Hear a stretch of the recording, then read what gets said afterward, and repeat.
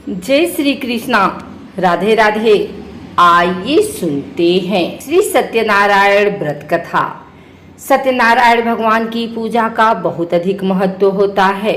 श्री सत्यनारायण व्रत कथा के कुल 5 अध्याय हैं, जिनका श्रवण करने से मनुष्य के सभी कष्ट मिट जाते हैं। आइए सुनते हैं सत्यनारायण व्रत कथा। एक समय की बात है, नैशिरण्य तीर्थ में सौनकादि 88,000 ऋषियों ने श्री सूत जी से पूछा, हे प्रभु, इस कलयुग में वेद विद्या रहित मनुष्यों को प्रभु भक्ति किस प्रकार मिल सकती है तथा उनका उद्धार कैसे होगा? हे मुनि श्रेष्ठ, कोई ऐसा तप बताइए जिससे थोड़ी समय में ही पुण्य मिले और मनवांछित फल भी मिल जाए। इस प्रकार की कथा सुनने की हम लोग की इच्छा रखते हैं। सभी शास्त्रों के ज्ञाता सूत जी बोले, हे वैष्णवों में पूज्य, आप सभी ने प्राणियों के हित की बात पूछी है, इसलिए मैं एक ऐसे श्रेष्ठ और व्रत के बारे में आप लोगों को जरूर बताऊंगा, जिसके बारे में नारद जी ने लक्ष्मी नारायण जी से पूछा था और लक्ष्मीपति श्री हरि ने नारद जी से कहा था। अब आप भी इसे सुनिए। एक समय की बात है, नारद जी दूसरों के हित की इच्छा के लिए अनेकों लोकों में घूमते हुए मृत्यु लोक में जा पहुंचे। यहाँ उन्होंने अनेक योनियों में जन्मे सभी मनुष्यों को अपने कर्मों के अनुसार पीड़ा झेलते हुए देखा। उनका दुख देख नारद जी सोचने लगे कि ऐसा क्या किया जाए जिससे निश्चित रूप से मानव के दुखों का अंत हो जाए। इसी विचार पर मनन करते हुए वह विष्णु लोक में गए। वहां वह नारायण की स्तुति करने लगे और बोले, हे भगवान, आप अत्यंत शक्ति से संपन्न हैं, निर्गुण स्वरूप, सृष्टि के कारण भक्तों के दुख को दूर करने वाले हैं। आपको मेरा प्रणाम। नारद जी की स्तुति सुन विष्णु भगवान बोले, मुनि श्रेष्ठ, आपके मन में क्या बात है, उसे निसंकोच कहो। इस पर नारद मुनि बोले कि मृत्यु लोक में अनेक योनियों में जन्मे मनुष्य अपने कर्मों के द्वारा अनेकों दुख से दुखी हो रहे हैं। हे प्रभु, आप तो ये बताइए कि वो मनुष्य थोड़े प्रयास से ही अपने दुखों से कैसे छुटकारा पा सकते हैं। तब श्री हरि बोले, हे नारद, मनुष्यों की भलाई के लिए तुमने बहुत उत्तम प्रश्न पूछा है। स्वर्गलोक व मृत्युलोक दोनों में एक दुर्लभ उत्तम व्रत है जो पुण्य देने वाला है। आज प्रेमवश होकर मैं उसे तुमसे कहता हूँ। श्री सत्यनारायण भगवान का व्रत अच्छी तरह विधान पूर्वक करके मनुष्य तुरंत ही यहाँ सुख भोग कर मरने पर मोक्ष पाता है। श्री हरि के वचन सुन नारद जी बोले कि उस व्रत का फल क्या है प्रभु, और उसका विधान क्या है? यह व्रत किसने किया था? इस व्रत को किस दिन करना चाहिए? आप सब कुछ विस्तार पूर्वक बताएं। नारद की बात सुनकर फिर श्री हरि बोले, दुख व सुख को दूर करने वाला यह सभी स्थानों पर विजय दिलाने वाला है। मानव को भक्ति व श्रद्धा के साथ शाम को श्री सत्यनारायण की पूजा धर्मपरायण होकर ब्राह्मणों व बंधुओं के साथ करने, साथ ही यथाशक्ति अनुसार भक्ति भाव से भगवान का भोग लगाएं, आरती गाएं और ब्राह्मणों सहित बंधु बांधवों को भी भोजन कराएं। उसके बाद स्वयं भोजन करें। कीर्तन भजन के साथ भगवान की भक्ति में लीन हो जाएं। इस तरह से सत्यनारायण भगवान का यह व्रत करने पर मनुष्य की सारी इच्छाएं निश्चित रूप से पूरी होती हैं। इस कलिकाल अर्थात कलयुग में मृत्यु लोक में मोक्ष का यही एक सरल उपाय बताया गया है। आइए सुनते हैं श्री सत्यनारायण भगवान व्रत कथा का दूसरा अध्याय। सूत जी बोले, हे ऋषियों, जिसने पहले समय में इस व्रत को किया था उसका इतिहास कहता हूँ, ध्यान से सुनो। सुंदर काशीपुरी नगरी में एक अत्यंत निर्धन ब्राह्मण रहता था। भूख प्यास से परेशान हो वह धरती पर घूमता रहता था। ब्राह्मणों से प्रेम करने वाले भगवान ने एक दिन ब्राह्मण का वेश धारण कर उसके पास जाकर पूछा, हे विप्र, नित्य दुखी होकर तुम पृथ्वी पर क्यों घूमते हो? दिन ब्राह्मण बोला, मैं निर्धन ब्राह्मण हूँ, भिक्षा के लिए धरती पर घूमता हूँ।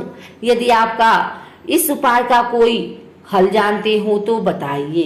वृद्ध ब्राह्मण रूपी भगवान ने कहा कि सत्यनारायण भगवान मनोवांछित फल देने वाले हैं, इसलिए तुम उनका पूजन करो। इसे करने से मनुष्य सब दुखों से मुक्त हो जाता है।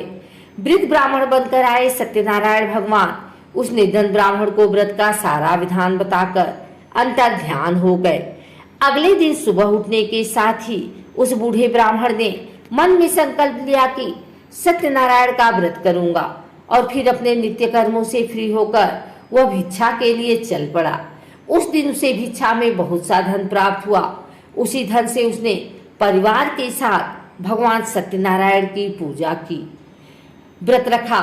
इस व्रत के करने के कुछ दिन बाद उसके सभी दुख और कष्ट दूर होने लगे और देखते ही देखते एक दिन वह संपन्न और अनेकों संपत्तियों का मालिक बन गया। तब हर महीने की पूर्णिमा के दिन वह ब्राह्मण सत्यनारायण की पूजा करने लगा। इस प्रकार सत्यनारायण भगवान के व्रत को करके वह श्रेष्ठ ब्राह्मण सभी पापों और गरीबी से मुक्त हो गया और उसने एक दुर्लभ मोक्ष पद को प्राप्त किया। इस तरह से सत्यनारायण भगवान के व्रत को जो मनुष्य करेगा वह सभी प्रकार के पापों से छूटकर मोक्ष को प्राप्त होगा। जो मनुष्य इस व्रत को करेगा वह भी सभी दुखों से मुक्त हो जाएगा। सूत जी बोले कि इस तरह से नारद जी से नारायण जी का कहा हुआ श्री सत्यनारायण व्रत को मैंने तुमसे कहा। हे विप्रो, मैं अब और क्या कहूँ। ऋषि बोले, हे मुनिवर, संसार में उस विप्र से सुनकर और किस किसने इस व्रत को किया, हम सब इस बात को सुनना चाहते हैं। इसके लिए हमारे मन में श्रद्धा का भाव है। सूत जी बोले, हे मुनियों, जिसने इस व्रत को किया है वह सब सुनो। एक समय वही विप्र धन व ऐश्वर्य के अनुसार अपने बंधु बांधवों के साथ इस व्रत को करने को तैयार हुआ। उसी समय एक लकड़ी बेचने वाला बूढ़ा आदमी आया और लकड़ियां बाहर रखकर अंदर ब्राह्मण के घर में गया। प्यास से दुखी वह लकड़हारा उनको व्रत करते देख विप्र को नमस्कार कर पूछने लगा कि आप यह क्या कर रहे हैं तथा इसे करने से आपको क्या फल मिलेगा, कृपा करके मुझे भी बताएं। ब्राह्मण ने कहा कि सब मनोकामनाओं को पूरा करने वाला यह सत्यनारायण भगवान का व्रत है। इनकी कृपा से ही मेरे घर में धन धान्य आदि की वृद्धि हुई है। विप्र से सत्यनारायण व्रत के बारे में जानकर लकड़हारा बहुत प्रसन्न हुआ। चरण अमृत लेकर वह प्रसाद खाने के बाद अपने घर गया। लकड़हारे ने अपने मन में संकल्प किया कि आज लकड़ी बेचने से जो धन मिलेगा उसी से श्री सत्यनारायण भगवान का उत्तम व्रत करूंगा। मन में इस विचार को ले बूढ़ा आदमी सिर पर लकड़ियां रख उस नगर में बेचने गया, जहां उसे अपनी लकड़ियों का दाम पहले से 4 गुना अधिक मिला। बूढ़ा प्रसन्नता के साथ पैसे लेकर सत्यनारायण भगवान की मूर्ति और व्रत की अन्य सामग्रियां लेकर अपने घर गया। वहां उसने अपने परिवारजनों को बुलाकर विधि विधान से सत्यनारायण भगवान का पूजन और व्रत किया। इस व्रत के प्रभाव से वह बूढ़ा लकड़हारा धन पुत्र आदि से युक्त होकर संसार के समस्त सुख भोग अंत काल में वैकुंठ धाम चला गया। श्री सत्यनारायण भगवान की जय। आइए सुनते हैं श्री सत्यनारायण भगवान की व्रत कथा का 3रा अध्याय। सूत जी बोले, हे श्रेष्ठ मुनियों, अब आगे की कथा कहता हूँ। पहले समय में उल्का मुख नाम का एक बुद्धिमान राजा था। वह सत्यवक्ता और जितेंद्रिय था। प्रतिदिन देवस्थानों पर जाता और निर्धनों को धन देकर उनके कष्ट दूर करता था। उसकी पत्नी कमल के समान मुख वाली तथा सती साध्वी थी। भद्रशिला नदी के तट पर उन दोनों ने श्री सत्यनारायण भगवान का व्रत किया। उसी समय साधु नाम का एक वैश्य आया। उसके पास व्यापार करने के लिए बहुत सा धन भी था। राजा को व्रत करते देखकर वह विनय के साथ पूछने लगा, हे राजन, भक्ति भाव से पूर्ण होकर आप यह क्या कर रहे हैं? मैं सुनने की इच्छा रखता हूँ, तो आप कृपा करके मुझे बताएं। राजा बोले, मैं अपने बंधु बांधवों के साथ पुत्र आदि की प्राप्ति के लिए श्री सत्यनारायण भगवान का व्रत व पूजन कर रहा हूँ। राजा के वचन सुन साधु आदर से बोला, हे राजन, मुझे इस व्रत का सारा विधान कहिए। मैं भी इस व्रत को करूंगा। मेरी भी संतान नहीं है और इस व्रत को करने से निश्चित रूप से मुझे संतान की प्राप्ति होगी।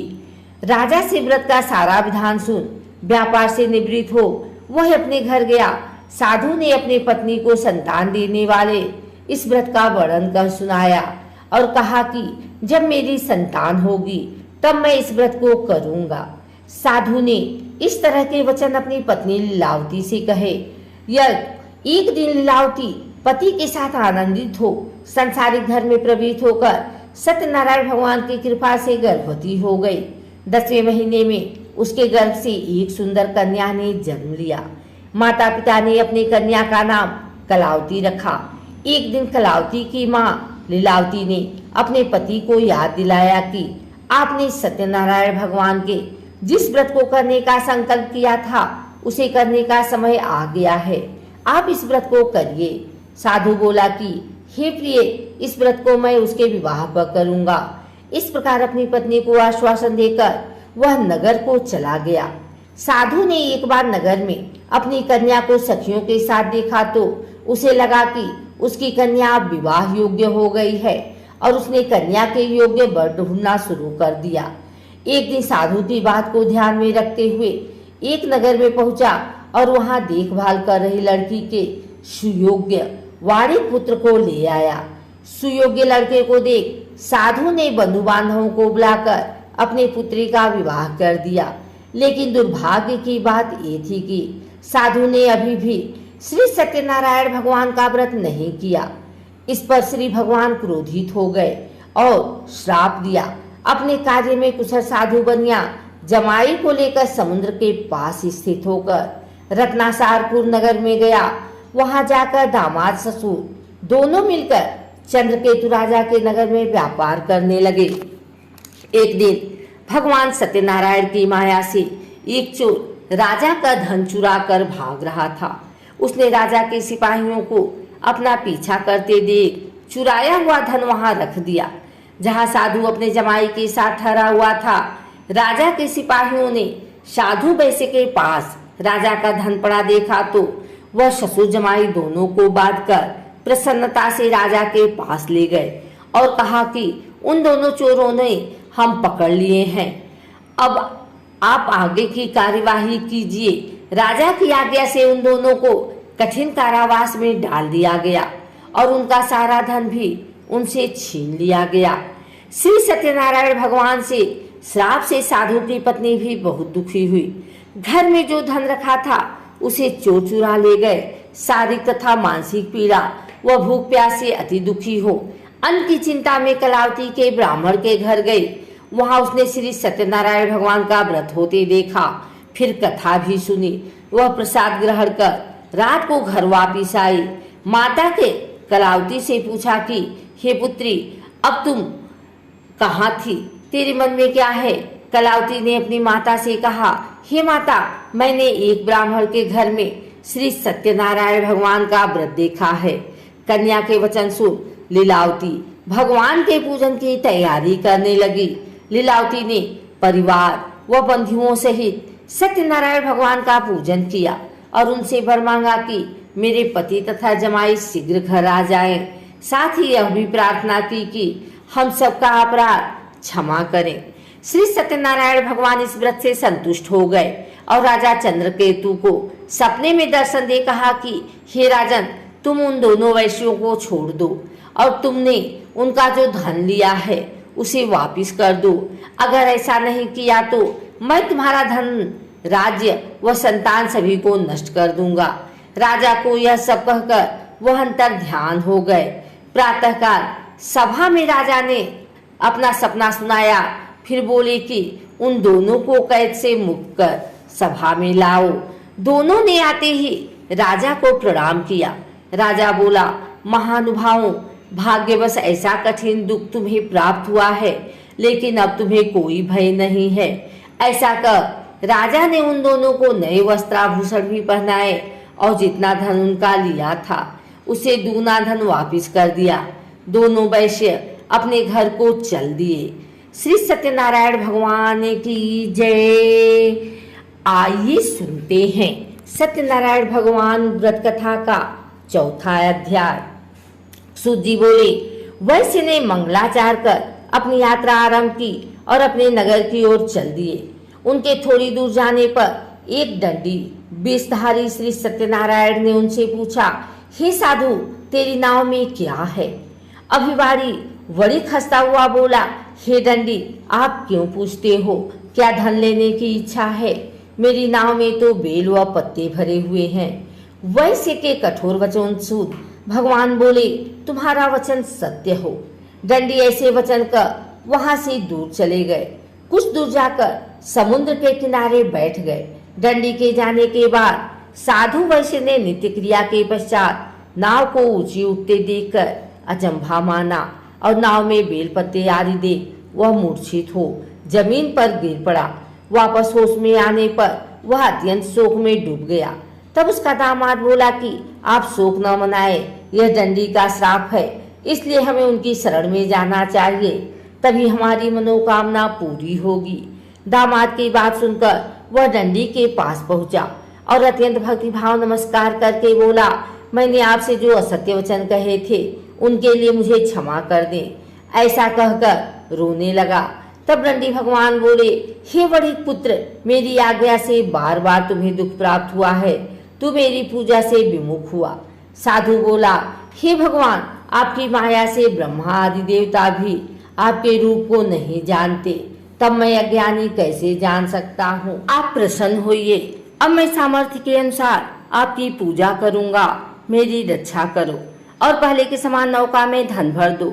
साधु वैश्य के भक्ति पूर्वक वचन सुनकर भगवान प्रसन्न हो गए और उसकी इच्छा अनुसार वरदान देकर अंतर ध्यान हो गए। ससुर जमाई दोनों जब नाव पर आए तो नाव धन से भरी हुई मिली। फिर वहीं अपने अन्य साथियों के साथ सत्यनारायण भगवान का पूजन कर अपने नगर को चल दिए। जब नगर के नजदीक पहुंचे तो दूत को घर पर खबर करने के लिए भेज दिया। दूत साधु की पत्नी को प्रणाम कर कहता है कि मालिक अपने दामाद सहित नगर के निकट आ गए हैं। दूत की बात सुन साधु की पत्नी लीलावती ने बड़े हर्ष के साथ सत्यनारायण भगवान का पूजन कर अपनी पुत्री कलावती से कहा कि मैं अपने पति के दर्शन को जाती हूँ, तू कार्य पूर्ण कर शीघ्र आ जाना। माँ की ऐसी वचन सुन कलावती जल्दी में प्रसाद छोड़ अपने पति के पास चली गई। प्रसाद की अवज्ञा के कारण श्री सत्यनारायण भगवान रुष्ट हो गए और नाव सहित उसके पति को पानी में डुबो दिया। कलावती अपने पति को वहां न पाकर रोती हुई जमीन पर गिर गई। नौका को डूबा हुआ देख वह कन्या को रोता देख साधु दुखी होकर बोला कि हे प्रभु, मुझसे तथा मेरे परिवार से जो भूल हुई है उसे क्षमा करें। साधु के दीन वचन सुनकर श्री सत्यनारायण भगवान प्रसन्न हो गए और आकाशवाणी हुई, हे साधु, तेरी कन्या मेरे प्रसाद को छोड़कर आई है, इसलिए इसका पति अदृश्य हो गया है। यदि वह घर जाकर प्रसाद खाकर लौटती है तो इसे इसका पति अवश्य मिलेगा।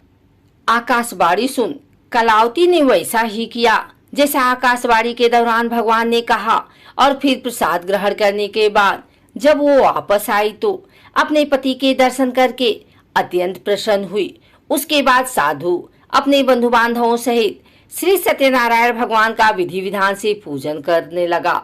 इस लोक का सुख भोग कर वह अंत में स्वर्ग लोक को चला गया। श्री सत्यनारायण भगवान की जय। आइए सुनते हैं श्री सत्यनारायण भगवान व्रत कथा का 5वां अध्याय। सूत जी बोले, हे ऋषियों, मैं और भी एक कथा सुनाता हूँ, उसे भी ध्यान पूर्वक सुनो। प्रजापालन में लिन तुंगध्वज नाम का एक राजा था। उसने भी भगवान का प्रसाद त्याग कर बहुत ही दुख किया। एक बार जंगल में जाकर वन्य पशुओं को मारकर वह बर के पेड़ के नीचे आया। वहां उसने ग्वालों की भक्ति भाव से अपने बंधुओं सहित सत्यनारायण भगवान का पूजन करते देखा। अभिमानवश राजा ने उन्हें देखकर भी पूजा स्थान में नहीं गया और ना ही उसने भगवान को प्रणाम किया। ग्वालों ने राजा को प्रसाद दिया, लेकिन उसने वह प्रसाद नहीं खाया और प्रसाद को वहीं छोड़ वह अपने नगर को चला गया। जब वह नगर में पहुंचा तो वहां सब कुछ तहस नहस हुआ पाया तो वह शीघ्र ही समझ गया कि यह सब भगवान के अनादर का ही परिणाम है। वह दोबारा ग्वालों के पास पहुंचा और विधि पूर्वक पूजा करके प्रसाद खाया तो श्री सत्यनारायण भगवान की कृपा से सब कुछ पहले जैसा हो गया। दीर्घ काल तक सुख भोगने के बाद मरणोपरांत उसे स्वर्गलोक की प्राप्ति हुई। जो मनुष्य परम दुर्लभ इस व्रत को करेगा तो भगवान श्री सत्यनारायण की अनुकंपा से उसे धन धान्य की प्राप्ति होगी। निर्धन धनी हो जाता है और भय मुक्त हो जाकर जीवन जीता है। संतानहीन मनुष्य को संतान सुख मिलता है और सारे मनोरथ पूर्ण होने पर मानव अंतकाल में बैकुंठ धाम को जाता है। तब सूत जी बोले, जिन्होंने पहले इस व्रत को किया है अब उनके दूसरे जन्म की कथा कहता हूँ। वृद्ध सतानंद ब्राह्मण ने सुदामा का जन्म लेकर मोक्ष की प्राप्ति की। लकड़हारे ने अगले जन्म में निषाद बनकर मोक्ष प्राप्त किया। उल्का मुख नाम का राजा दशरथ होकर बैकुंठ को गए। साधु नाम के वैश्य ने मोर ध्वज बनकर अपने पुत्र को आरे से चीरकर मोक्ष पाया। महाराज तुंगध्वज ने स्वयंभू होकर भगवान में भक्ति युक्त होकर कर्म कर मोक्ष पाया। कथा सुनने के बाद सभी ने श्री हरि का झुककर प्रणाम किया। श्री सत्यनारायण भगवान की जय।